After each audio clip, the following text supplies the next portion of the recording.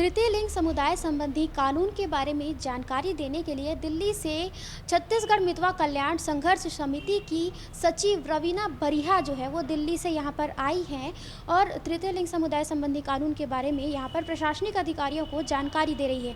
तो हमारे साथ बात करने के लिए समाज कल्याण के अधिकारी भूपेंद्र पांडे मौजूद हैं। उनसे जानना चाहेंगे, सर, तृतीय लिंग समुदाय संबंधी कानून के बारे में जो जानकारी देनी है वो क्यों आवश्यक था? एक्चुअली इसमें जागरूकता की आवश्यकता है। समस्त विभागों में ऐसे बहुत से काम हैं जो इनको पुनर्वासित करने में सहयोग कर सकते हैं, जिसके लिए आवश्यक है कि उनको कैसे उस एक्ट के विषय में जानकारी दी जाए, जिस पर्पस से इस कार्यशाला का आयोजन किया गया। किन किन कानूनों के बारे में जो है तृतीय लिंग समुदाय के बारे में बताया गया है? जो भी राज्य शासन और केंद्र शासन द्वारा विस्तारित 2014 और 19 में संशोधन जो भी हुए हैं, उनके विषय में आज की इस कार्यशाला में विशेष रूप से फोकस किया गया है।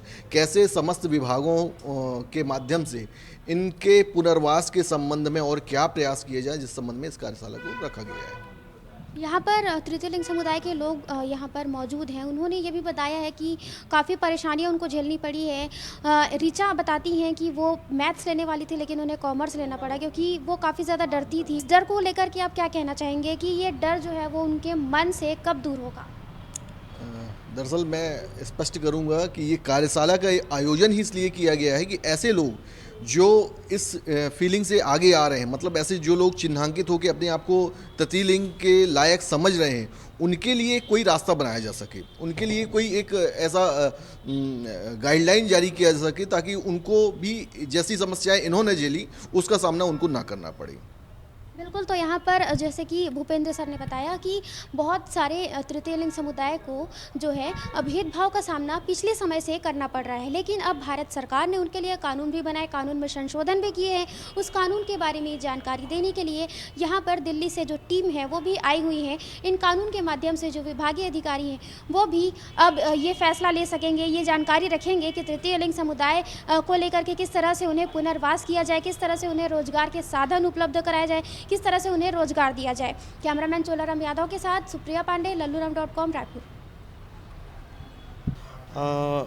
ये थी कि उस टाइम जो मतलब मेरे वहाँ पे सपोर्टिव मेरी मैम थी जो एक, तो वो मुझे बहुत सपोर्ट करती थी। लेकिन एक जो मैम और थी जो मुझसे बहुत इरिटेटिंग होती थी हमारे बिहेवियर से, शायद उनको ऐसा उस टाइम पता नहीं था या जेंडर के इस पे वो जानती नहीं थी, तो वो बहुत कुछ बोलती थी। जैसे मैं काजल लगा के चले जाती थी तो वो मुझे बोलती थी तुम ऐसा क्यों करते हो, तुम हो तो एक लड़के। लेकिन उनको नहीं पता था कि मेरी जो मानसिकता है वो एक लड़कियों वाली है, जिसमें मतलब जो मैं खुल के जीना चाहती थी जिस जेंडर पे।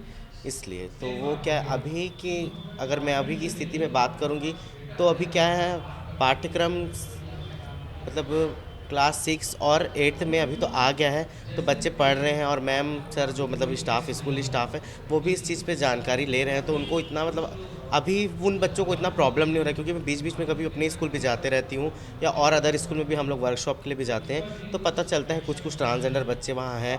तो वहाँ के मैम सर लोग थोड़ा उस चीज़ को, उस कॉन्सेप्ट को पढ़ के उस पर थोड़ा सा अपना क्रिएटिविटी दिखा रहे हैं, या थोड़ा सा नॉलेज लेवल उनका ठीक आ रहा है, तो वो अच्छे से वो मतलब बच्चों को समझ पा रहे हैं।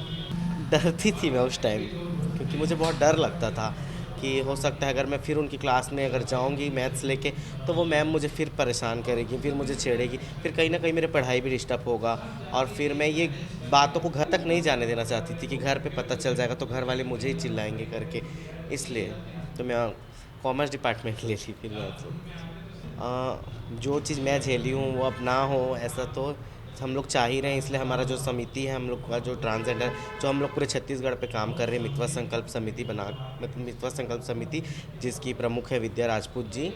हम लोग अभी जितना भी मतलब सब पॉलिसी बना रहे हैं गवर्नमेंट के साथ मिलकर, गवर्नमेंट की योजनाओं के साथ, तो वो कहीं ना कहीं एक स्कूल लेवल पे मतलब स्कूल शिक्षा विभाग के साथ या और अदर डिपार्टमेंट के साथ मिलके जो पॉलिसी बन रही है, उससे क्या है वो वहाँ फॉलोअप होते जाएगा धीरे धीरे। तो अब आने वाले समय में मैं मानती हूँ कि बच्चों को इस तरीके की परेशानी नहीं होगी। उभयलिंगी अधिकारों का संरक्षण 2019 जो अधिनियम और नियम आया है, उसको उसकी संवेदनशीलता और उसके जागरूकता के लिए आज समाज कल्याण विभाग रायपुर के द्वारा एक दिवसीय कार्यशाला आयोजित की गई है।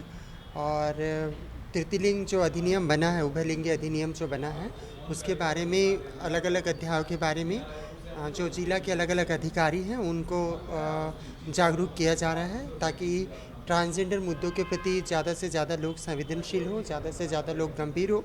और चूँकि हमारा समाज जो है वो आज भी पिछड़ा वर्ग है, और ये कोशिश की जा रही है कि इस कानून के माध्यम से लोगों को संवेदनशील बनाएं और समाज के जो अंतिम लोग हैं वो समाज के मुख्य धारा में शामिल हों।